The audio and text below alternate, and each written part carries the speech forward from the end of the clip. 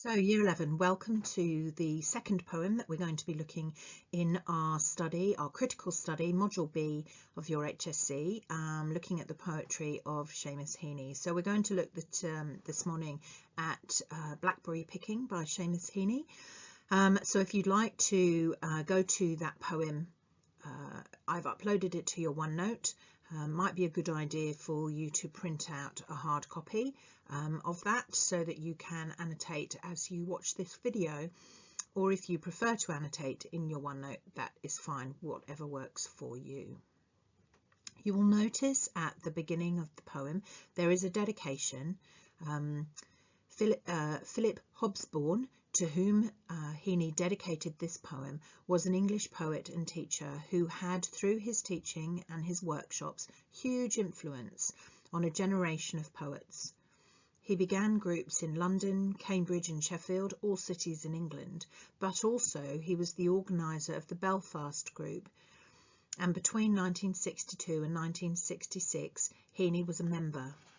So let's read the poem together first of all. Blackberry Picking. Late August, given heavy rain and sun for a full week, the blackberries would ripen. At first, just one, a glossy purple clot, among others red-green, hard as a knot. You ate that first one, and its flesh was sweet, like thickened wine. Summer's blood was in it, leaving stains upon the tongue and lust for picking. Then red ones inked up, and that hunger sent us out with milk cans, pea tins, jam pots, where briars scratched and wet grass bleached our boots. Round hayfields, cornfields and potato drills, we trekked and picked until the cans were full, until the tinkling bottom had been covered with green ones, and on top big dark blobs burned like a plate of eyes. Our hands were peppered with thorn pricks, our palms sticky as bluebeards. We hoarded the fresh berries in the byre, and when the bath was filled, we found a fur, a rat-grey fungus, glutting on our cachet. The juice was stinking too. Once off the bush, the fruit fermented. The sweet flesh would turn sour. I always felt like crying. It wasn't fair that all the lovely canfuls smelt of rot. Each year I hoped they'd keep, knew that they would not. Okay, so the poem was written around 1966, so when he was a member of the Belfast group, and it was included in his second collection of poetry, which was titled Opened Ground. This poem is describing a childhood memory, so the speaker in the poem is an adult reflecting on a childhood experience, and because of that the tone is reflective. The poem is set in late August, and remember that Ireland is in the northern hemisphere, so Heaney is describing a time in late summer, early autumn, and that's when the blackberries come out. And of course I grew up in the northern hemisphere, and I can remember my mother, who is also Irish, loading me and my siblings up with every plastic container and glass jar she could find, in the same way that Heaney is talking about in this poem. We had every single pot, jar, Tupperware box that she had, and we would go out into the fields at the end of our road and take a whole day to explore and find the best blackberries. We would return at the end of the day, suntanned and covered in blackberry juice, having eaten almost as many as we had picked. My favourite pie is still blackberry and apple pie to this day. Fantastic. And this is arguably one of my, if not the favourite poem of Heaney's. So let's talk about it in a bit more depth. There are arguably two strands of meaning running through this poem. The first one, the more literal, is that of Heaney as a child picking blackberries with his friends or his siblings. They tried to keep a secret stash, but it started to rot before they could really enjoy them, as if they were almost too ripe or overripe when they were picked. They tried to keep them, but they rotted anyhow, and the children were really disappointed that they missed out on eating them. But running alongside this literal narrative is another one, which is perhaps more profound and also darker, and that is the narrative of growing up and the inevitability that we lose the innocence of childhood as we grow into our adolescence.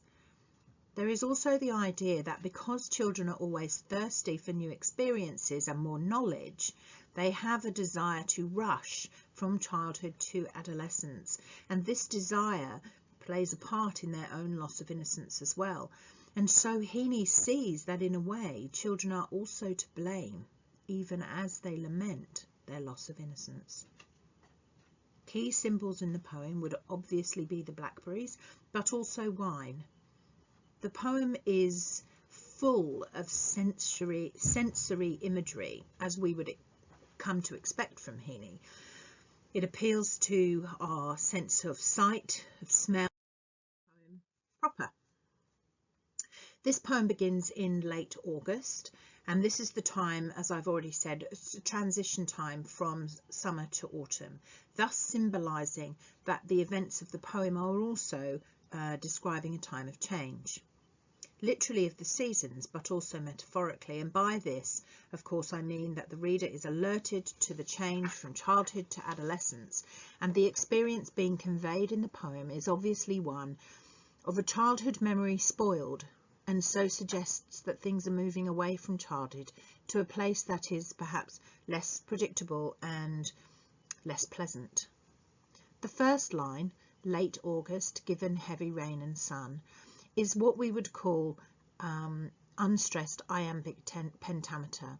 So there are 10 syllables in the line, and you can count them out if you don't believe me. Late August, given heavy rain and sun. Okay, and this is a steady and predictable rhythm which mirrors the inevitable and constant changing of the seasons and the passage of time. But interestingly, the words suggest something a little different, because often if there is heavy rain and the temperature is warm or it's sunny, it is often a sign of tempestuous weather on the horizon, perhaps a suggestion that a storm is coming.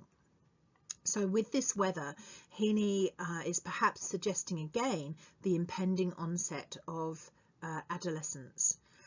Thus, the reader begins the poem with the sense that things are changing, but also in a literal sense that the time and conditions for this change are right, and in the same way that they are right for a good crop of blackberries to occur, to happen. In line 2, the use of alliteration.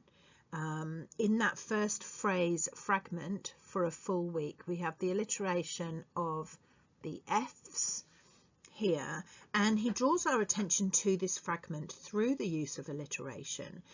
And the reason why he does this is because he is to give us a sense of hope and anticipation for the coming of the blackberries. This is coupled with the strength of the visual that he gives us in the next line. So we have the alliteration of for a full week, and then we also have the assonance of glossy purple clot.